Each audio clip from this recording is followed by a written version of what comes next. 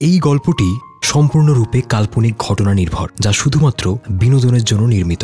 গল্পে শোনানো সমস্ত চরিত্র, চরিত্রের নাম, স্থান, ঘটনা সম্পূর্ণ কাল্পনিক এবং কোনো জীবিত বা মৃত ব্যক্তি, ঘটনা বা স্থানের সঙ্গে সাদৃশ্য থাকলে তা নেহাতি কাকতালীয়। গল্পের খাতিরে কোনো কোনো চরিত্র ধূমপান বা মদ্যপান করলেও ফিভার 104 FM তাতে সায় দেয় না। ধূমপান এবং মদ্যপান স্বাস্থ্যের পক্ষে ক্ষতিকারক, এতে ক্যান্সার হয়। গভীর রাতের গোপন কথা, গভীর রাতের গোপন কথা, গভীর রাতের গোপন কথা, গভীর রাতে। গভীর রাতের গোপন কথায় তুমি শুনছো আজকের গল্প অবশেষে ভালোবেসে।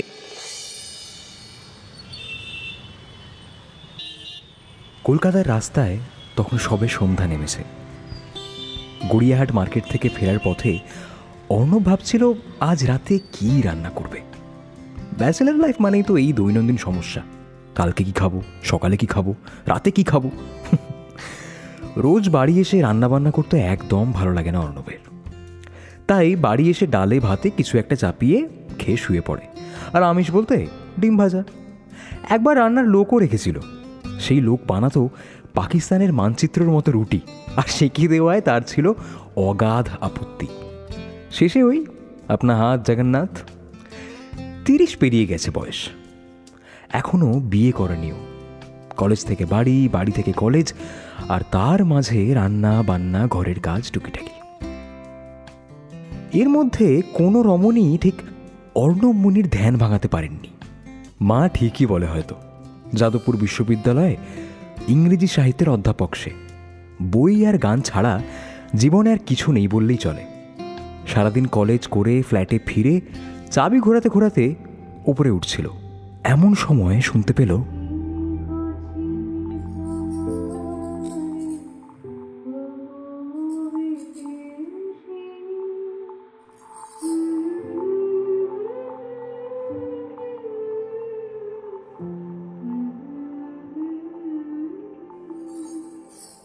চুড়ি রিনি ঝিনি আওয়াজের সাথে এমন মিঠে গান। এমন করে কেউ গান গায় নাকি? রবি ঠাকুর কি এমন কোনো গান শুনিয়ে লিখে ফেলেছিলেন? আমি আকাশে পাতিয়া কান, শুনেছি শুনেছি তোমারই গান। এই কণ্ঠ তো একেবারে চেনা ঠেকছে না অর্ণবের।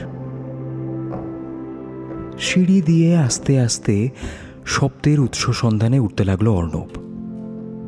যত উঠল সিঁড়ির বাঁকের সাথে আরো উজ্জ্বল হয়ে উঠল শব্দ, ধ্বনি, সুরের ওই অমোঘ মিশ্রণ।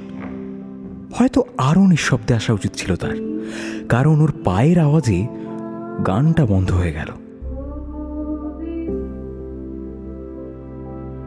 চোখে চোখ পড়তেই কিচ্ছু না বলে ভ্যাবলার মতো তাকিয়ে থাকাও ঠিক দেখায় না। অর্ণব বলেই ফেলল, থামলেন কেন? ও, আপনি নিশ্চয়ই ওই নিচের ফ্লোরের অর্ণববাবু, কেয়ারটেকার বলছিলেন। আপনাকে তো কোনো দিন... আমি তন্নি সেনগুপ্ত, মিউজিক টিচার। কালকেই এই ফ্ল্যাটে শিফট করেছি। তা রবীন্দ্রসঙ্গীত শেখান বুঝি? ইস হে বাবা, আপনি শুনতে পেয়েছেন না? না না না, মোটেই না। তবে খুব ভালো লাগছিল, আলাপ করে ভালো লাগলো। আমারও। আচ্ছা চলি, পরে দেখা হবে। ভালো থাকবেন। বেশ, আপনিও ভালো থাকবেন। Good night. Good night.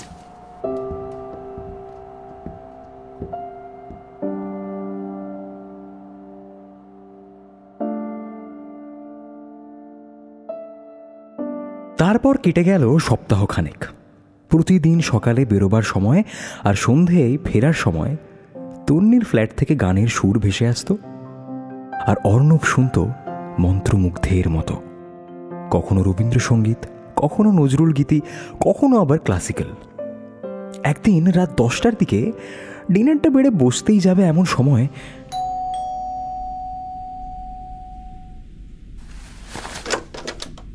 আরে তন্নি, আপনি? কি ব্যাপার? একটু সাহায্য করবেন? আমার রুমের এমসিবিটা পড়ে গেছে বোধহয়। এত রাতে ইলেকট্রিশিয়ানও পাবো না। সরি, আপনাকে এত রাতে ডিস্টার্ব করছি। একটু যদি ক্যান ইউ প্লিজ হেল্প? আরে অবশ্যই অবশ্যই, আমি টুল বক্সটা নিয়ে আসছি। হ্যাঁ চলুন। অর্ণব তন্নির ফ্ল্যাটে ঢুকল। একটুখানি জায়গা, অথচ কি গোছানো। এক অদ্ভুত সুগন্ধ চারিদিকে। কোনো সেন্টেড ক্যান্ডেল বা অরা ক্লিনজিং অয়েল বোধ হয়, কে জানে। সে যাই হোক, ঘরটা বেশ সাজানো গোছানো। দেওয়ালে ঠাকুরের ছবি নেই, কিন্তু রবি ঠাকুরের ছবি আছে। এক কোণে তানপুরা, আর তার পাশেই ঢাকা রেখে দেওয়া হারমোনিয়াম। তাক ভর্তি অজস্র বই। ফ্ল্যাটের কোনায় কোনায় অদ্ভুত যত্নের ছাপ রাখা আছে।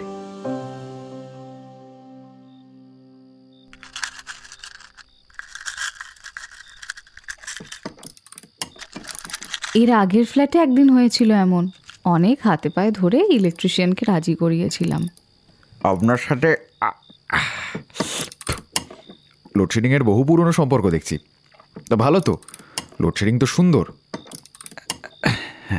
কাজে পড়ায় ফাঁকি দেওয়া যায়। এক সময় লোডশেডিংয়ের পূর্ণ ব্যবহার করেছেন। বোঝা যাচ্ছে। একটু টর্চটা ডান দিকে ধরবে। এই নিন। দাঁড়ান, স্ক্রুড্রাইভারটা বের করি। একটু ব্ল্যাক টেপটা পাস করুন না।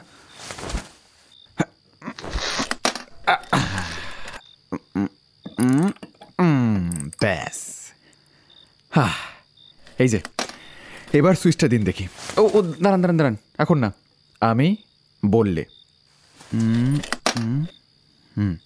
হ্যাঁ এবার দিন।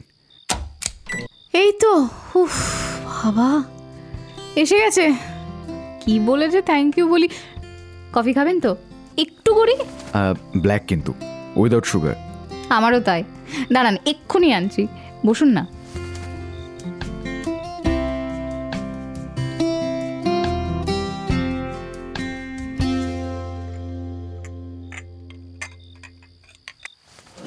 দেখুন তো কেমন হয়েছে। Wow, robusta. আমার ফেভারিট।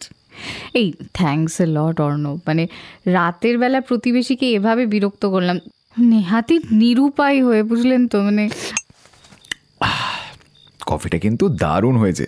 অদ্ভুত একটা আফটার টেস্ট আছে। থ্যাঙ্কস। ওই এক অফিস কলিগ এনেছিল, সেটাই 1 মাস ধরে চলছে। এবার আর বেশি দিন চলবে না। আমি মাঝে মধ্যে এসে একটু ভাগ বসাবো।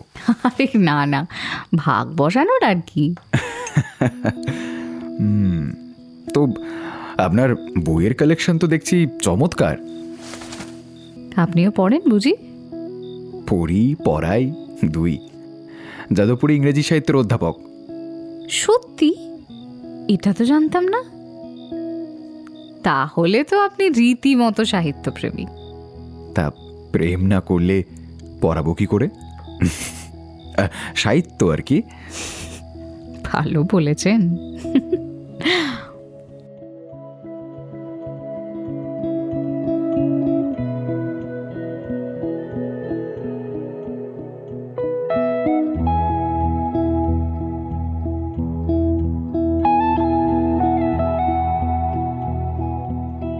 সেদিন রাত প্রায় 11টা পর্যন্ত দুজনে ব্ল্যাক কফি খেতে খেতে গল্প করল।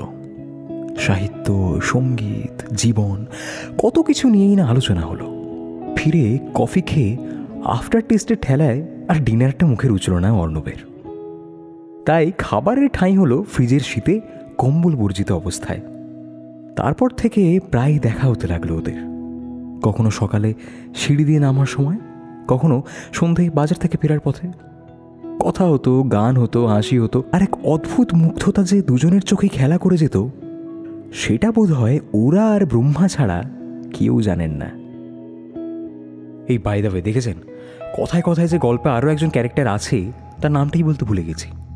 অর্ণবের জীবনের আরও একজন গুরুত্বপূর্ণ মানুষ। অফিসের কলিগ বলতে যা বোঝায় তার চেয়ে অনেকটা বেশি। একই কোম্পানিতে দুজন চাকরি করে, এবং অর্ণব যেহেতু বাইরে থেকে এসে থাকে কলকাতায়, তাই কলকাতায় একটাই মাত্র বন্ধু, ইনি। বিবাহিত, এক ছেলের বাবা। স্ত্রী অনন্যা একজন ডাক্তার। একদিন সন্ধ্যায় সৌম্যদি পেল।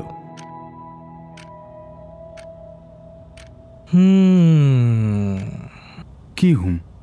না মানে কাকিমা ফোন করেছিল তোর ব্যাপারে, ওই টুকটাক যা কথা হয় একটু হচ্ছিল আর কি। তা শুনলাম পাশে নতুন প্রতিবেশী নিয়ে এসেছেন, কথাটা সত্যি? হ্যাঁ এসেছে।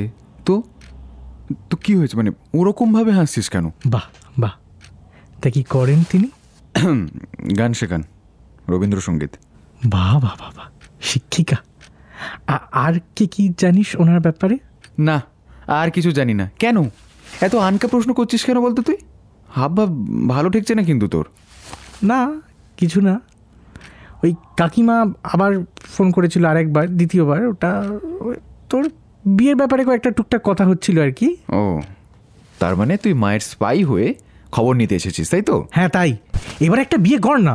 এ দেখ, তোর বৌদি আর আমি কিন্তু একটা ডাবল ডেট খুঁজছি। একটা তোর বেশ আমরা একসাথে যাবো, তুই বল। আর একটা নিমন্ত্রণ। এই কি এলো? বস, আমি দেখছি কি এলো।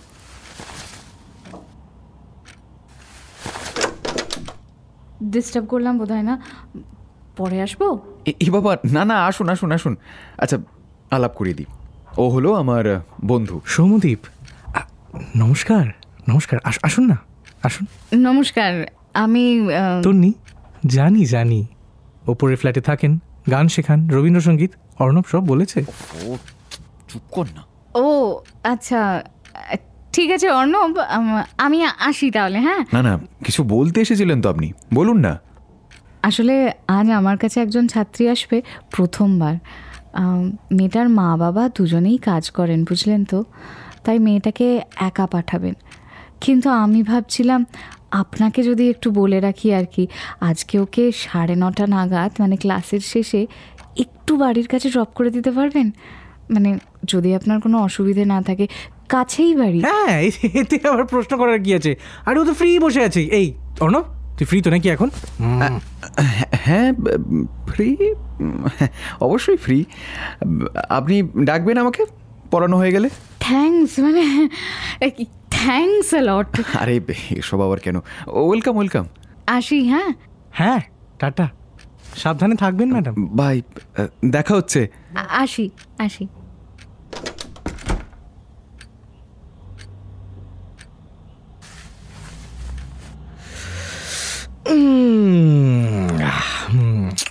তুই না সত্যি আরে দাঁত কেলাচ্ছিস কেন বসে বসে? আরে দূর, হাসছি কোথায়? আমার মুখটাই হাসি হাসি। শোন না, বলছি এ বৌদি কিন্তু খুব ভালো। এই এই আবার শুরু করলি তো? তুই না আপনি। হে মদন দেব, নিক্ষেপ করো তোমার তীর, বিঁধে যাক আমার সখার বুকে ছ্যাদ করে। দেখো দেখো যেন ওর কোনো আক্ষেপ না থাকে। মদন দেব, মদন। এই ফিল্মি ছবি দেখা বন্ধ কর আর বাড়ি যা তো। ফালতু এসে রাত বিরেতে খালি বিরক্ত করবে, জানোয়ার ছেলে। জানোয়ার হয়েছি আমি তোমারই প্রেমে। ওটা কাছে এসো না, ভালো কাছে এসো না, ওপরে যাও না, ওপরে তলে যাও। কি কি হলো কি হলো? ওটা অভদ্র। অভদ্র তো তুই পরে হবি, এখন কোথায়? দূর যা না বেটা। হ্যাঁ, ওপরে গিয়ে অভদ্র হবি? হ্যাঁ, ও অলরেডি তোর ওপরে। Sorry sorry sorry. ঠিক আছে, মন দিয়ে ওটো এবার ওটো। দরজাটা হ্যাঁ মন দিয়ে প্রেম টেম করে। এই স্টুডেন্টকে বাড়ি ছেড়ে একবার টিচারের ঘরে যা। আরে যা না বেটা। স্টুডেন্টকে বাড়ি ছেড়ে টিচারের ঘরে যাবি নাকি?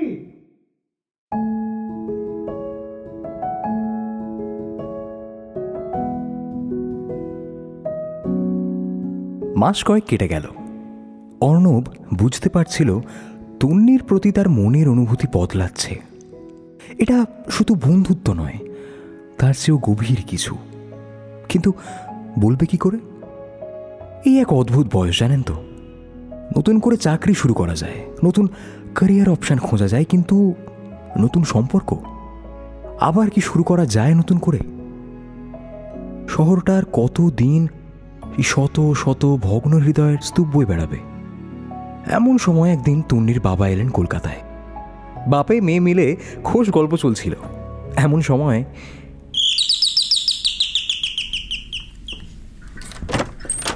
ব্যস্ত বুঝি? না না, বলুন না, এই ভেতরে আসুন। আচ্ছা, বাবা, ইনি অর্ণব বাবু, যাদবপুরে পড়ান। বাহ, আমার মেয়ের ভালো একজন বন্ধু হয়েছে দেখছি। তোমার কথা বলছিল তন্নি, আমরা তো খুব দূরে থাকি, চিন্তা হয় মেয়েটাকে নিয়ে। তুমি ভালো আছো তো বাবা? হ্যাঁ আঙ্কেল, ভালো আছি। আর থাক থাক থাক, প্রণাম করতে গিয়ে কোমরে লেগে গেলেই ব্যাস। উফ বাবা, এই আপনি কিছু মনে করবেন না প্লিজ। হ্যাঁ বাবা, একটু ওরকমই। আপনি কিছু বলতে এসেছিলেন? হ্যাঁ ওই মানে আপনার কাছে ব্ল্যাক টেপ নেই না? ওটাই একটু। না তো। ও ঠিক আছে, তাহলে আমি যাই, দেখছি নিচের দোকানে যদি পাওয়া যায়। আসি আসি কাকু। এই শোনো, আজকে রাতে আর খাবার টাবার বানাতে হবে না, এখানেই খেয়েও, ঠিক আছে? আচ্ছা, আসবো।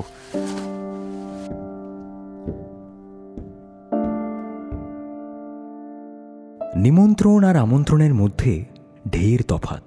এখানে দুটোই একসাথে এলো। সেদিন সন্ধ্যায় তন্নির বাড়িতে ডিনার করতে গেল অর্ণব।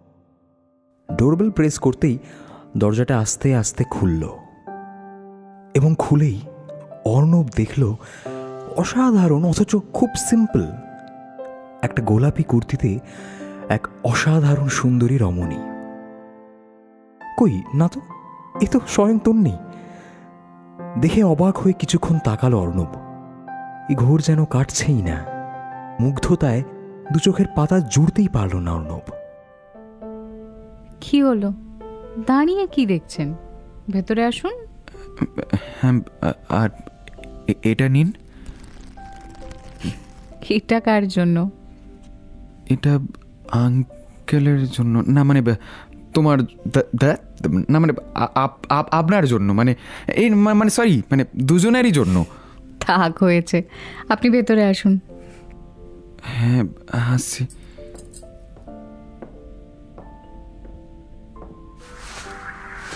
আরে এসো বাবা, এসো এসো এসো, বসো। আরে দেখছো অভিষেক সময় ছোঁড়াটা কি ভালো খেলছে? হ্যাঁ দারুণ। চিকেন পকোড়াটা এখন খাবে? আনবো? হ্যাঁ, চিকেন পকোড়া দে দে দে দে। হ্যাঁ, তা বাবা এখনো বিয়ে করনি? না আঙ্কেল, বিয়ে? এ কি কথা? আরে করে ফেলো। বলি, জীবনে সুখ শান্তিটাই তো আর সব কিছু নয়। করতে হবে তো। আমি তো তন্নিকে বারবার বলি, আবার সব কিছু নতুন করে শুরু তো করতে হবে। একটা বিয়ে মানে আমি ঠিক। বাবা প্লিজ, একটু বন্ধ করবে বাজে বকা? আর যেটা হয়ে গেছে সেটা তো হয়ে গেছে, এখন সেসব ভেবে কি হবে বলো তো?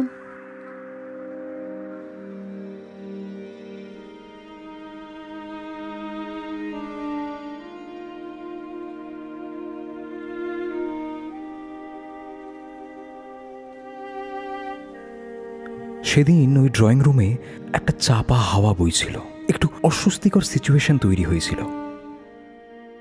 তন্নিকে দেখে অর্ণবের মনে হয়েছিল ওর যৌবন কোনো এক অনাবশ্যক কারণে স্থগিত। কোনো কিছুতেই সম্পূর্ণ অংশগ্রহণ করে না, না হাসিতে, না ঠাট্টায়, না ভালোবাসায়। সবটাই থেমে গিয়েছে। অর্ণব কি সেই রাজকুমার যে ধীরে ধীরে প্রাণবন্ত করে তুলবে তন্নিকে? কে জানে। আপাতত কোনো রকমের ডিনার শেষ করে ওরা ছাদে। খাওয়ার পর অর্ণব একটু শুকটান দিতে, আর তন্নি একটু খোলা ঠান্ডা হাওয়ার টানে।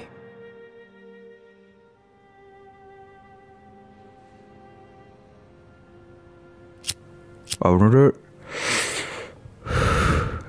বাড়িটা কোথায়? কৃষ্ণনগর। আমাদের ইছাপুর। মারা আসবে বলছে সামনের সপ্তাহে। ঘরটা সব গোছাতে হবে, এসেই সেই বিয়েটির কথা। বিয়েটা করুন তাহলে, কবজি ডুবিয়ে খাওয়া দাওয়া হবে। আপনি নাকি কবজি ডুবিয়ে খাবেন? একটা চিকেন পকোড়া খেয়ে আপনি কুপোকাত হয়ে ডিনারটা করতে পারলেন না। আপনি চান আমি আপনার বিয়েতে কবজি ডুবিয়ে খাই? হ্যাঁ মানে না, মানে হ্যাঁ। কি কেউ দাগা দিয়েছিল? সে অনেক বছর আগে, কলেজে। কল্পিতা, বেশ অনেক দিনের সম্পর্ক ছিল জানেন। হঠাৎ একদিন বুঝলেন, এক বন্ধুর কাছ থেকে একটা পাইরেটেড সিনেমার পেন ড্রাইভ নিয়েছিলাম। সেটা কম্পিউটারে দিতেই বিভিন্ন সিনেমার মধ্যে ওই ছবিটাও ছিল। কোন একটা ছোট ঘর, তাতেই আয়নার সামনে দাঁড়িয়ে আমার সেই বন্ধু আর আমার সেই প্রেমিকা কল্পিতা। আমার পায়ের তলা থেকে মাটি সরে গেল। কিছু বলিনি ওকে, কার ওপর ঠিক রাখবো আসলে তখন তো সেটাই বুঝতে পারিনি। তারপর আর ফিরে তাকাইনি, না কোনো ফোন, না কোনো SMS, কিছু না। একেবারে বিচ্ছিন্ন করে ফেলেছিলাম নিজেকে সব থেকে। এখনো কষ্ট পান এসব ভেবে? এখন না না। তারপর আর কাউকে ভালোবাসেননি? সাহস হয়নি। আমারও একটা গল্প আছে, যেটা আমি হাজার চেয়েও মুছে ফেলতে পারছি না। জীবনের অধ্যায়গুলো তো মুছে ফেলা যায় না তন্নি। সেগুলোর ওপর নতুন ঘটনার স্তর পড়ে সেটা একদিন নিচে থিতিয়ে যায়, আর মনেও পড়ে না। ওই পাললিক শিলার মতো। পাললিক শিলা যতটা ভারী, তার চেয়ে বেশি ভঙ্গুর, জানেন তো। ওই চাপটা না আর নেওয়া যাচ্ছিল না। বিয়ে হয়েছিল 3 বছর আগে। মানব, মানে আমার এক্স হাজব্যান্ড, MNC-তে চাকরি করত। শুরুর দিকে সব ঠিক ছিল, কিন্তু বিয়ের পর ধীরে ধীরে ওর আসল রূপ বেরিয়ে এলো। প্রথমে ভাবলাম চাকরির চাপ, স্ট্রেস, যেরকমটা হয়, কিন্তু না, মানসিক অত্যাচার। মানে প্রতিদিন রেগে গিয়ে চিৎকার, কথায় কথায় হাত তোলা। যখন দিনের পর দিন ফিজিক্যালি ভায়োলেন্ট হয়ে উঠছিল, তখন বুঝলাম আর না, ব্যাস, ডিভোর্স। এর বেশি আমি পারবো না। সেই অত্যাচারটা একটা জিনিস শিখিয়েছে, জানেন। শিখিয়েছে নিজের জীবন নিজে নিজে গোছাতে হয়। আর ভালোবাসার নাম করে কেউ যদি কষ্ট দেয়, সেটা ভালোবাসা নয়, সেটা অন্তরায়। ভালোবাসার অন্তরায়। তারপর থেকে আমার ডিসিশন ছিল আর বিয়ে নয়, শুধু গান। মানে গান শোনা, গান শেখানো, শুধু নিজের মতো করে বাঁচা আর গান। তারপর নতুনভাবে ভালোবাসার চিন্তা আর মাথায় আসেনি? ওই ভয়, চিন্তাও করেছি, স্বপ্নও দেখেছি, কিন্তু স্বপ্ন, সংসার, সবার উপরে যেটা আমাকে হারিয়েছে সেটা ভয়।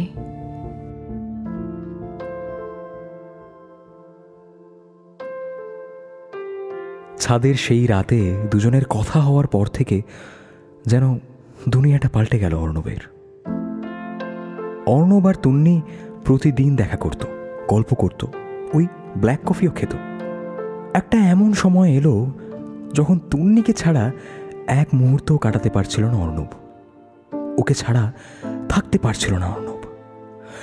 যেন এক অদ্ভুত চৌম্বকীয় বলয় গ্রাস করছে তাকে, ধীরে ধীরে নিজের কাছে টেনে নিচ্ছে।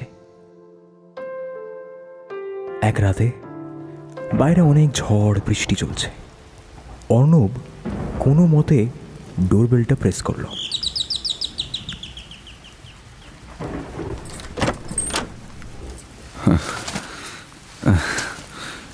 তন্নি, তন্নি। অর্ণব, এ কি? তন্নি, এ কি ভিজে গেছেন তো পুরো। এ ভেতরে আসুন।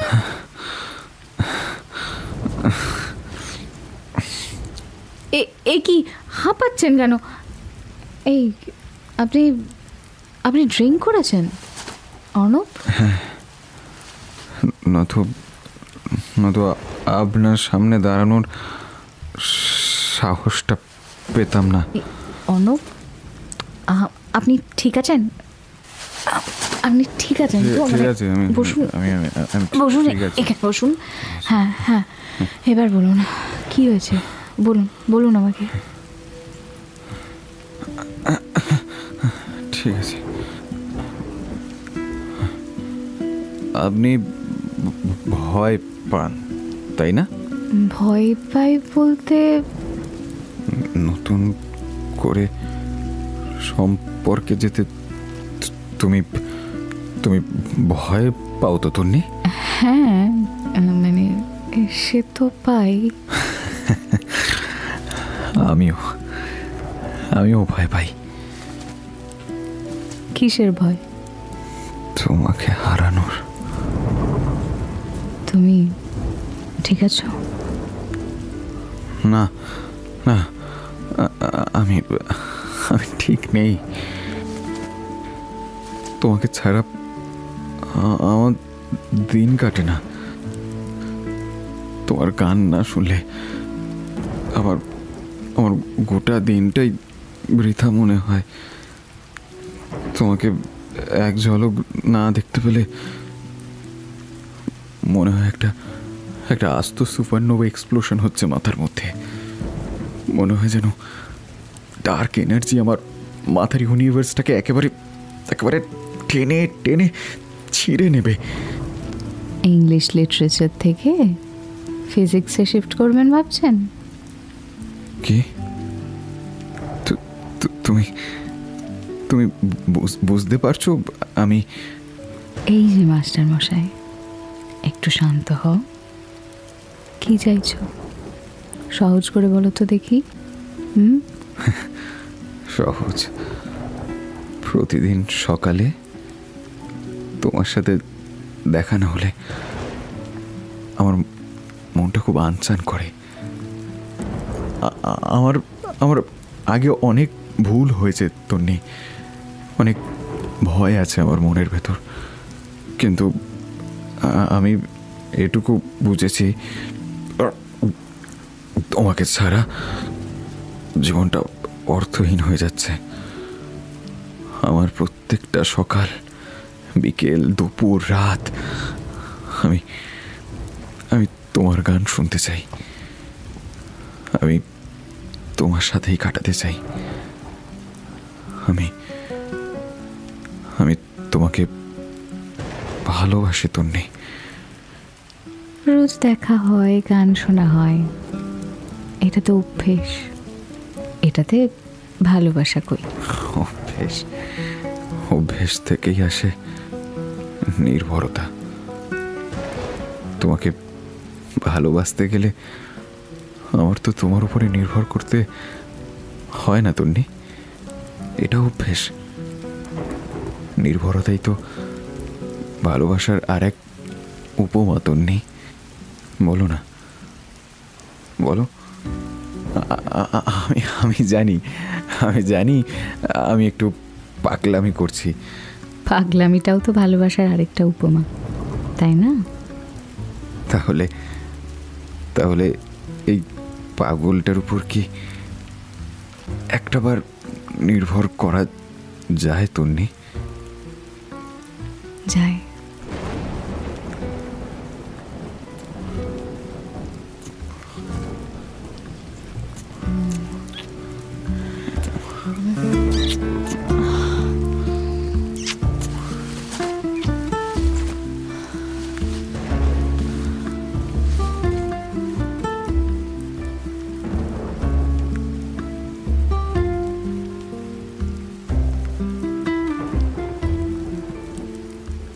সেই রাতটা ওরা কখনো ভুলবে না, ওরা কখনো ভুলতে চায়ও না।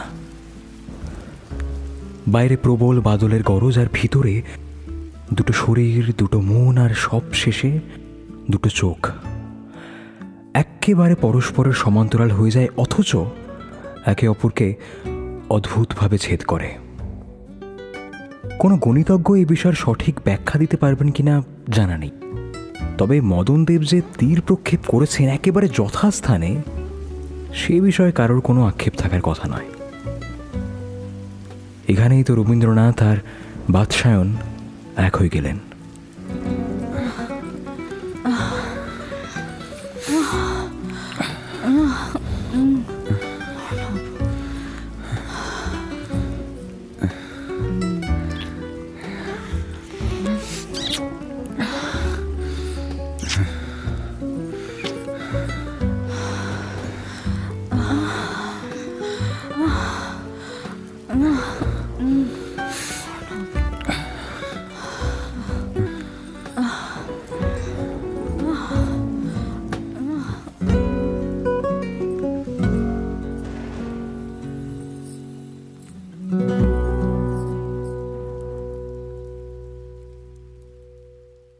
এর পরদিন যা হওয়ার তাই হলো।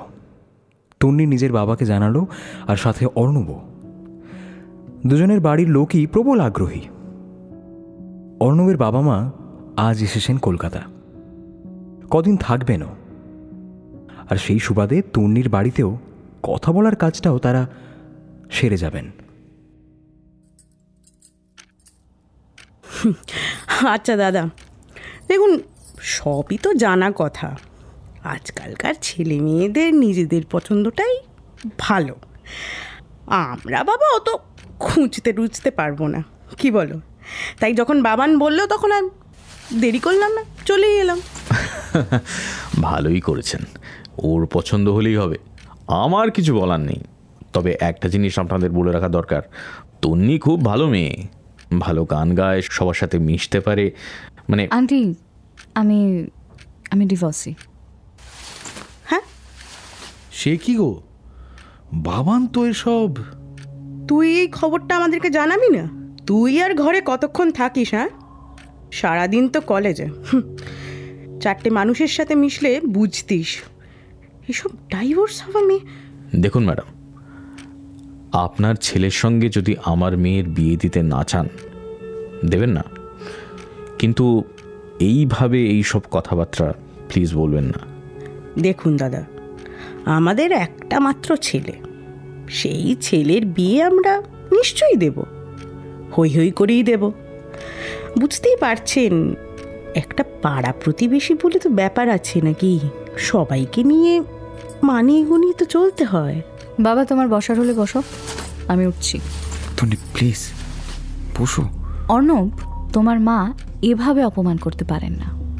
আমার আত্মসম্মান বোধটা আছে, ছিল বলেই চাকে। শোনো তন্নি, আজকালকার বিয়ের কতদিন টেকে বলো তো? কিন্তু ডাইভোর্স তো একটা বড় ব্যাপার। এইভাবে যদি বিয়েগুলো ভাঙতে থাকে, কি করে বিয়েটা দিই বলো তো? মা প্লিজ। বাবান, তুমি চুপ করো, বড়দের কথার মাঝে তুমি এসো না। তুই বুঝবি না বাবান, আমি শুধুই তোর ভালোর জন্য বলছি। আচ্ছা তন্নি, তুমি বলো কি হয়েছিল, মানে ওই ডাইভোর্স কেন? গায়ে হাত তুলতো। গায়ে হাত তুলতো, এর জন্য ডাইভোর্স? আর এটুকু তো স্বামী স্ত্রীর মধ্যে হতেই পারে, তাই না? মানে আহা, ডাইভোর্সটা তো সব কিছুর সলিউশন না। না, আজকাল তো আকচার ডাইভোর্স হয়ে যাচ্ছে। কেন বলো তো? আজকালকার মেয়েরা মানিয়ে নিতে পারে না। তোমার কাকুর সাথে আমার কম অশান্তি হয়েছে? আমার কাকুই তো একবার আমার ওই একটা ভুলের জন্য, যাই হোক, তারপর আবার রাগ যখন ভাঙলো তখন নিজেই বাইরে থেকে খাবার নিয়ে এলো। ছেড়ে যাওয়াটা কোনো সলিউশন নয়, বুঝলে? তাহলে রাত্রেবেলার সিগারেটের ছ্যাঁকার কি সলিউশন আপনার কাছে কাকিমা? সিগারেটটা ফেলে দেওয়া নাকি মানুষটাকে ছেড়ে আসা? কোনটা সলিউশন আর কোনটা প্রবলেম সেটাই আপনি ভুলে যাচ্ছেন কাকিমা। না, আমি ঠিক ওভাবে বলতে চাইনি তমনি। হ্যাঁ, এটা একটু ভুলই, কিন্তু আমরা তো সমাজের নিয়মে বাঁধা, তাই না? কিসের সমাজ, কিসের বাধা? মানে আমার জীবনটাকে আমার মতন করে বাঁচার অধিকারটুকু আমার নেই? অর্ণব, তুমি কিছু বলবে? না কাকু, আমার ডিসিশনটা একই আছে। আমি এখন ওকেই বিয়ে করতে চাই। তুই তাড়াহুড়োই ডিসিশন নিচ্ছিস বাবান। বড়রা যখন বলছে কিছু ভেবেই বলছে। তুই এখন ভালোবাসাটা দেখছিস, আমি তোর পরের জীবনটা দেখছি। মা হয়ে আমি কিভাবে তোর খারাপটা হতে দিই বলতো? দেখুন, একটা বিয়ে তো শুধু দুটো মানুষের নয়, দুটো পরিবারও তো জড়িয়ে থাকে, তাই না? কিন্তু আন্টি আঙ্কেল, আমি কি করব বলুন তো? মানে আগের বিয়েটা যদি আমার একটা ভুল হয়ে থাকে, তবে সেই ভুলের জন্য সারা জীবন আমি শাস্তি পেয়ে যাব, তাই তো? ভুল বলে আমি বলছি না মা, কিন্তু বুঝতে হবে যে এত বড় একটা ডিসিশন, আমাদের একটু সময় দাও, আমি চিন্তা করব। মা প্লিজ। বাবান, মা হয়ে যে ভয়টা পাচ্ছি তুই সেটা এখন বুঝবি না। আমি ভুলও হতে পারি, জানি না। আচ্ছা, আমরা উঠি তাহলে। তন্নি, ভালো থেকো, মন খারাপ করো না। কেমন? আসি। আসি, নমস্কার। বেশ, সাবধানে যাবেন। সেদিন একেবারে থম মেরে গিয়েছিল তন্নি। ওর বাবারও খুব খারাপ লেগেছিল। জীবনে ভদ্রলোক কারোর কাছে মাথা নোয়াননি, অথচ আজ তন্নির জীবনের একটা ভুল, থোড়ি একটা বিক্ষিপ্ত এবং অবাঞ্ছিত ঘটনার জন্য কী সব সহ্য করতে হচ্ছে তাকে। যদি একটা আস্ত পিরামিডের সম্পূর্ণ ভার ওর কাঁধে কেউ চাপিয়ে দিত, ওর অবসাদের পরিমাণ তার থেকেও আরও এক মণ বেশি। কিরে, কেন এরকম হয় বলো তো বাবা? কেন সবাই এভাবে দেখে আমাকে? ডিভোর্সি বলে আমি কাউকে ভালোবাসতে পারবো না? আমার কি সত্যি কোনো অধিকার নেই বাবা নতুন করে বাঁচার, স্বপ্ন দেখার? দেখ মা, যা হওয়ার সেটাই হবে, আর যা হওয়ার নয় সেটা হাজার ডানা ঝাপটালেও হবে না। তুই মাথা ঠান্ডা রাখ আর ভালোবাসার উপর বিশ্বাসটা হারাস না। দেখবি সবটা ঠিক হয়ে যাবে। আর অর্ণব যদি তোকে ভালোবাসে, ও আসবে, দেখিস, ঠিক আসবে। বলছো? দেখ, ছেলেরা কিন্তু ছেলেদের মন বোঝে। ওর চোখে আমি তোর প্রতি অগাধ ভালোবাসা দেখেছি। কটা দিন সময়কে একটু সময় দে মা। যা, এখন শুয়ে পড়। কাজল টাজল লেপটে একদম পুরো মঞ্জুলিকা হয়ে আছিস। যা। উফ বাবা। আরে যা যা যা, মুখটা আগে ধুয়ে নে, দেখে আমার ভয় করছে বাবারে। যাচ্ছি।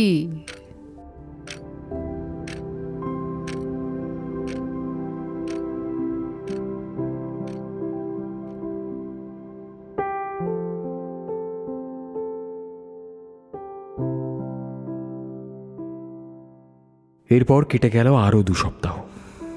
অর্ণব বহুবার ফোন করেছে তন্নিকে। তন্নি হয় ফোনটা কেটে দিচ্ছে, না হয় ফোনটা সুইচ অফ করে রাখছে। যুদ্ধের ঠিক পূর্বে দুই পক্ষ যেমন একটা কঠোর নীরবতা পালন করে, ওদের ক্ষেত্রেও যেন সেরকমই। অর্ণব বেশি করে কলেজে থাকতে শুরু করলো। দিন রাত নিজেকে জোর করে ব্যস্ত রাখার বৃথা চেষ্টা করতে লাগলো। আর তন্নি গানে ডুবে থাকলো।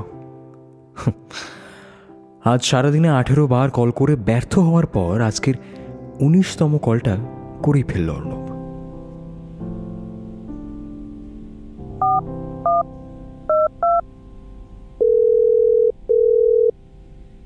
হ্যালো তনি, তনি, আমি আমি আমি অর্ণব বলছি।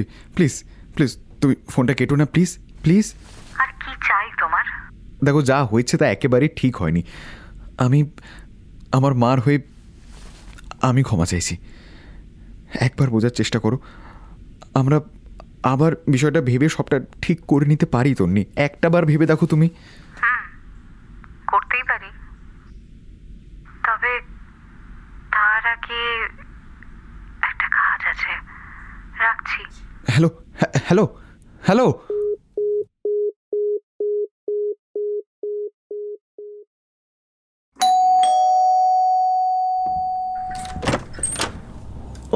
ও তন্নি, তুমি এসো এসো, ভেতরে এসো।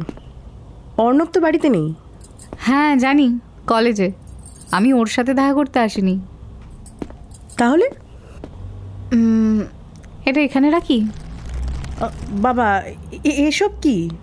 অর্ণবের কাছে শুনেছিলাম আপনি খুব ভালো মাটন রান্না করেন, তাই নিয়ে চলে এলাম। আপনি তো নিশ্চয়ই রান্না বসাননি এখনো। আজকে চলুন আমরা একসাথে মাটন রান্না করি। তুমি? আচ্ছা ঠিক আছে, এসো কিচেনে এসো।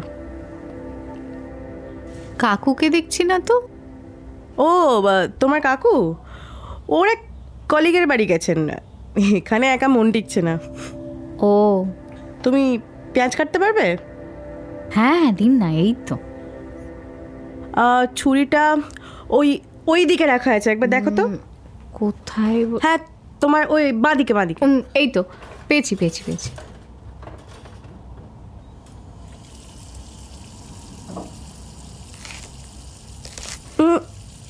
ওভাবে না। মানে? মাংসের পেঁয়াজ এভাবে না, লম্বালম্বি কাটতে হয়, এইভাবে। ও হ্যাঁ হ্যাঁ। রান্নাবান্না একটু শিখতে হবে তো। আপনি শিখিয়ে দেবেন না?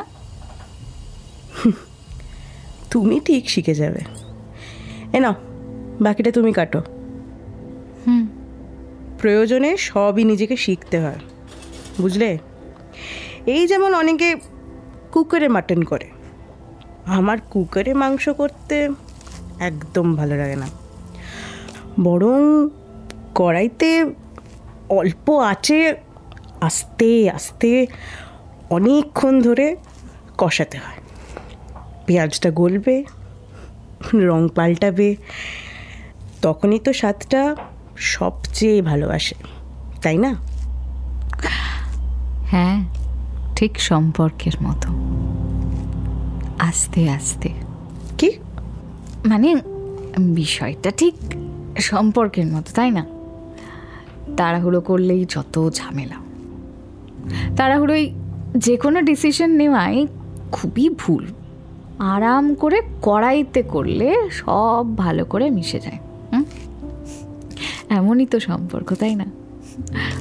মা বলতো জানেন, হাড় যতদিন গলায় হাড় হয়ে থাকে ততদিন ওটা গলার হাড়, আর একটু কষে পড়লেই ওটা প্রহার হয়ে যায়। আমি যখন প্রথম প্রথম বিয়ে করে এলাম খুব ভয় ভয় থাকতাম। তখন জীবনটা কুকারের মতোই ছিল, প্রচণ্ড চাপ। তার মধ্যেই এই রান্না করছি, শাশুড়িকে জল খাবার দিচ্ছি, ওর বাবা অফিসে বেরোবে সেই রান্না চলছে, আর আমাদের ওই অত বড় বাড়ি, বাবা সব একা সামলাতে হতো। আর তার মধ্যে যদি পান থেকে চুনটি খসেছে, ব্যাস শাসন, শাশুড়ির শাসন, স্বামীর শাসন। স্বামীদের শাসনটাই তো ভালোবাসে না? তোমরা আজকালকার মেয়েরা কি বুঝবে এসব? আপনি কবে বুঝবেন কাকিমা?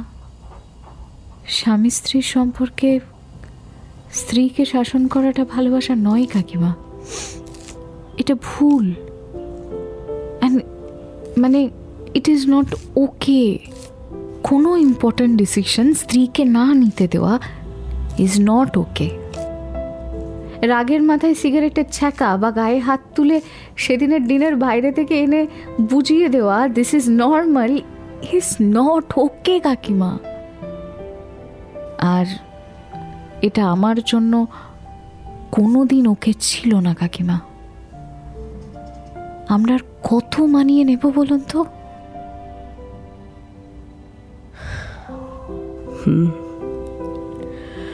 আসলে করবেন তো, কোনোদিনই সাহসী করে উঠতে পারলাম না যে সাগরে পৌঁছবো। আসলে এতদিন কথা না বলে না গলা বুঝে আসে। চোখটা মুছে নিন, পেঁয়াজ কাটতে গেলে হয় ওরকম একটু, তাই না বলুন?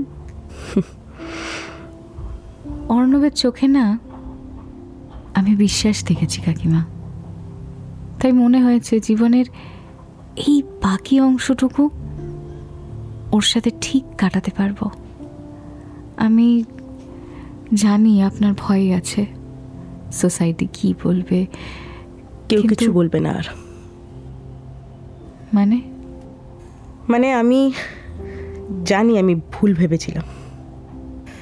মা হয়ে ছেলের জন্য ভালো চিন্তা করতে গিয়ে ভুলেই গিয়েছিলাম যে ভালো মানে শুধু সামাজিক স্বীকৃতি নয়, ছেলের খুশিও। আর ওর খুশিটা আসলে তুমি।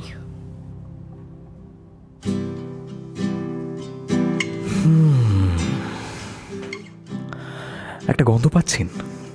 প্রেম প্রেম গন্ধ পাচ্ছেন না? বরং আমার নাকে তো তার চেয়েও তীব্র একটা গন্ধ আসছে। ভালো করে কষানো মাটন কষা। মাটন কষা মানেই তো প্রেম, আর প্রেম মানেই মাটন কষা, তাই না?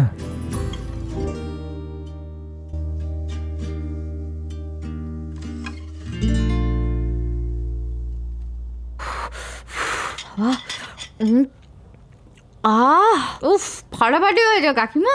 মাটনটা এত পারফেক্ট সেদ্ধ হয়েছে, অসাধারণ। আর এক পিস দেবো? এই না না, আর লাগবে না, আর লাগবে না। আত্মীয় না। মায়া বাড়ি দিলি আমার বাড়ি এসে। তুই করে বললে, মায়ের মতো লাগলো জানো। এই তুই এর দাবিটা আর পেরালাম না। মাই তো আমি। দাও, এক পিস দেবে কিন্তু, অল্প।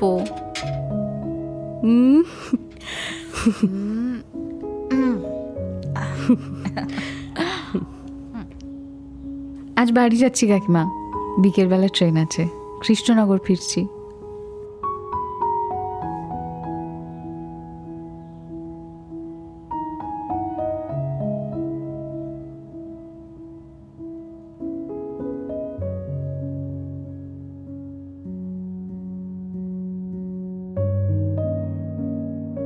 কথায় বলে না, ঘ্রাণে না অর্ধ ভোজনা, মানে গন্ধতেই অর্ধেক খাওয়া, আর রান্নাঘরে এন্ট্রি দিয়ে অর্ধেক প্রেম।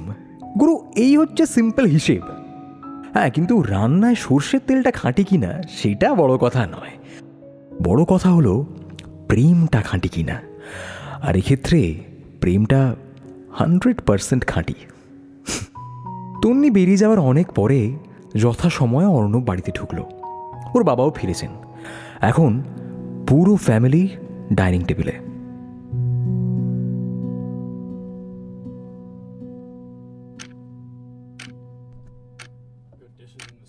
কিরে, মাংসটা কেমন লাগছে বললি না তো? কেন, যেমন হয় ভালোই তো, তোমার মতোই। কেন, কিছু নতুন দিয়েছো নাকি? ভাতটা না একটু বেশিই গলে গেছে। হ্যাঁ, ধুর, রুটি নেই না, আজ মাংস আর ভাত, আর তো কিছু করা হয়নি। খাওয়াটাই পুরো মাটি হয়ে গেল এই ভাত দিয়ে। যাই হোক, একটা কাজ যদি ঠিক করে করা হয়েছে, মানে শোনো, আমি একটা সিদ্ধান্ত নিয়েছি। কি সিদ্ধান্ত? অর্ণব আর তন্নির বিয়ের ব্যাপারে আমি কথা এগোতে চাই। মানে দুম করে বিয়ে এগোতে চাই মানে বললেই হলো নাকি? তুমি বা এইসব বিষয়ে মানে সিদ্ধান্ত নেওয়ার কে? আমি অর্ণবের মা, ছেলেটা আমারও, তাই এই বাড়ির বড় কোনো সিদ্ধান্তে আমারও মত দেওয়ার অধিকার আছে। বাবা, হঠাৎ করে তোমার মাথায় ভূত চাপলো নাকি? এতদিন ধরে বাবানকে কোন স্কুলে যাবে, কোন একাডেমিতে ভর্তি হবে, কোন গাড়ি কিনবে, সবটাই তোর বাবাই বলেছে, তাই না? ভুল করেছে, সিদ্ধান্ত নেওয়ার ক্ষমতা তৈরি করতে দেয়নি। আর এই প্রথম বাবার নিজের ইচ্ছেই কিছু একটা করেছে, তাই আমি ওর কথাই শুনবো। মানে এই বাড়িতে আমার ইচ্ছে বা অনিচ্ছের কোনো দাম নেই? তোমার কথায় নিচে এবার একটা ডিভোর্সি মেয়ের সাথে আমার ছেলের বিয়ে দেবো, কি যা খুশি তাই হবে নাকি? এবারই করছো যে, তোমার একার বাড়ি নাকি? যে কাজগুলো বললে সব কটার পিছনে আমিও রয়েছি। আমি তোমার মতো কোনোদিন গোনাইনি। বাবান স্কুল থেকে ফিরলে হোমওয়ার্কটা আমি করাতাম, একাডেমিতে আমি নিয়ে যেতাম। তোমার এই বাড়ির পর্দা, কুশন, এগুলোর কাভার আর টাইলসের রং এগুলো আমার বাছা। বাবান, তুই তন্নিকেই বিয়ে করবি। ও ও খুব ভালো মেয়ে। মা প্লিজ তোমরা এবার থামো। আর শোনো, একটা কথা বলি, তন্নির সাথে আমার আর কথা নেই, সো এই নিয়ে কথা না বলাই ভালো। কথা নেই মানে? মাটনটায় নতুন কি দিয়েছি জিজ্ঞেস করছিলি না? তন্নিকে ফোন করিস, ও বলবে। কে? কেন? এটা তন্নি করেছে তাই। ও এসেছিল আজ। কি বলছো? আমরা দুজনে মিলে আজ রান্না করেছি। পাগলি মেয়েটা আমার সাথে সাথে কত কাজ করেছে জানিস? ও সত্যি সত্যি খুব মিষ্টি মেয়ে রে। তন্নি এসেছিল আমাদের বাড়িতে? এই বাড়িতে কি সবকিছু ঘটার পর আমাকে জানানো হয়? ঘটার আগে জানানোর ব্যবস্থা তো আমার কাছে নেই না। মুখে মুখে তর্ক করো না তুমি। বাবা মা প্লিজ তোমরা থামো একটু, আর আমাকে প্লিজ বলবে মা আজ কি হয়েছে? এখন অত কিছু বলতে পারবো না, তুই নিচে গিয়ে দেখ কে এসেছে।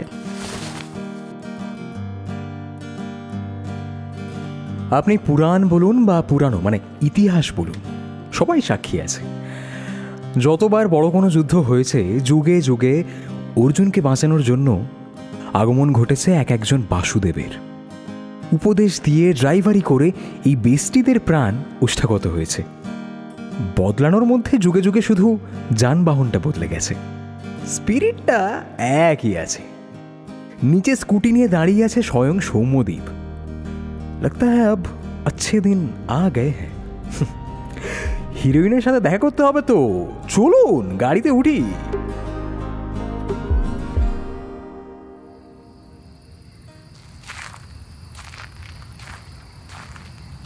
কি ঘাটালের দেবদাস, কোথায় হারিয়ে গেছিলে? হ্যাঁ, ফোন করছি তখন থেকে। সৌম্য তুই এখানে? ওই যে কাকিমার সাথে আমার ফোনে কথা হয়, আজকে হচ্ছিল। বলো ছেলেটা খুব কেলানিগিরি শুরু করেছে, তাই ছেলেটাকে একটু সাহায্য কর, বাঁচিয়ে টাচিয়ে দে। হ্যাঁ, ওর তাড়াতাড়ি স্কুটিতে। কোথায় যাব? বিয়েতে। আমার বাবার বিয়ে করছে জানিস না? আমার বাবার বিয়েতে যাচ্ছি কৃষ্ণনগর। আর একটা যদি এটা নিয়ে প্রশ্ন শুনেছি তাহলে এমন কেলাবো যে, হ্যাঁ তোর জন্য যে কি কি করবো। চল।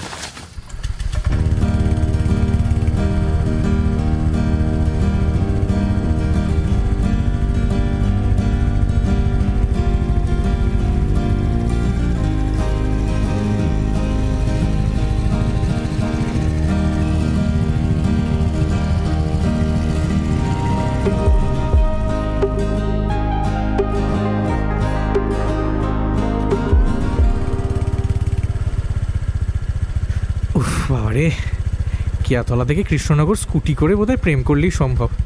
আমার পিছনটা তো গেছে, তোরটা কেমন রে? ও তোরটা তো আগেই। এই যাই হোক, এই নাম তো তাড়াতাড়ি। সালা তোর জন্য এই ঠান্ডায় নিজের গরম বউটাকে বাড়িতে রেখে এলাম, আর তুই যা বাবা যা। ওপরে তোর হিরোইন বসে আছে, যা। তোর গানের শিক্ষিকা বসে আছে, যা। কথা বলে আমায় উদ্ধার কর। আর এই যে উপকারটা তোর করলাম না, আর জীবনে কোনোদিন বলবি না যে আমি তোর কিছু করিনি। এই তুই যা তো। তুই উপরে আসিস না? চ। ও আমি ওপরেও যাব? ফুলশয্যার ঘরে নিয়ে ঢুকবি আমাকে শালা? হ্যাঁ, চুপচাপ যা। এটা শুধু তোদের মুহূর্ত, আর আমি আছি, চিন্তার কিছু নেই। আমি আছি নিচে, স্কুটি নিয়ে বের। আমার আর কাজ কি বল? যদি দেখিস লাঠি ফাটি নিয়ে তাড়া করছে, কিচ্ছু না ভেবে দৌড়ে চলে আসবি। স্কুটিটা খোলা রাখলাম, টাং করে বেরিয়ে যাবো আবার কিয়াতলা। ঠিক আছে? Best of luck.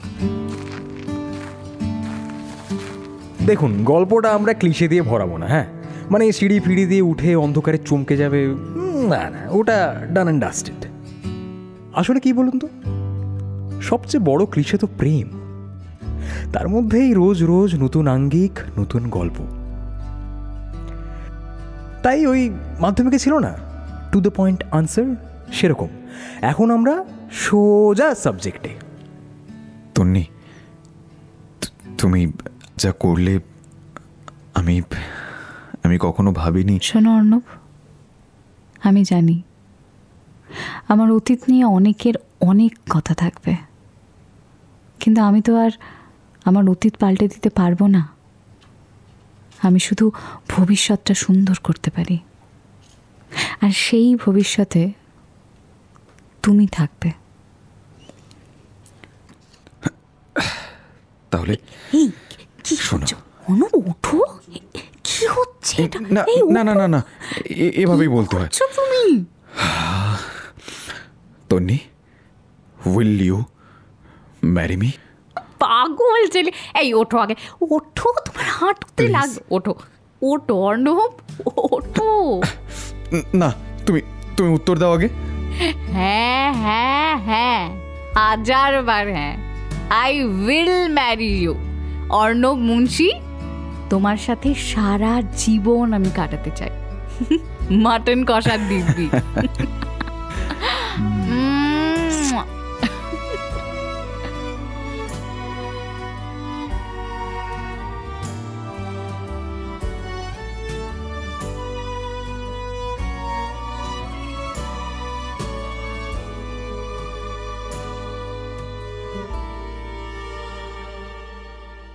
শুনছিলে গভীর রাতের গোপন কথায় আজকের গল্প অবশেষে ভালোবেসে। লিখেছে জ্যোতিষ্মান, অতিরিক্ত সংলাপ দেবজিৎ এবং চয়ন, গল্পের সূত্রধার আমি ঐন্দ্রিলা, নারেশন দেবজিৎ, অর্ণবের চরিত্রে দীপম, তন্নির চরিত্রে আরজে দেবস্মিতা, সৌম্যদীপের চরিত্রে চয়ন, অর্ণবের মায়ের চরিত্রে ইন্দ্রাণী, অর্ণবের বাবার চরিত্রে অরিন্দম, তন্নির বাবার চরিত্রে Rudra. Sound design Jyotishman, visual design Kishan and Debjit, সমগ্র ভাবনা, পরিকল্পনা ও পরিচালনায় অরিন্দম। টিম গভীর রাতের গোপন কথা ধন্যবাদ জানায় দীপম এবং ইন্দ্রাণীকে এই গল্পে সহযোগিতা করার জন্য।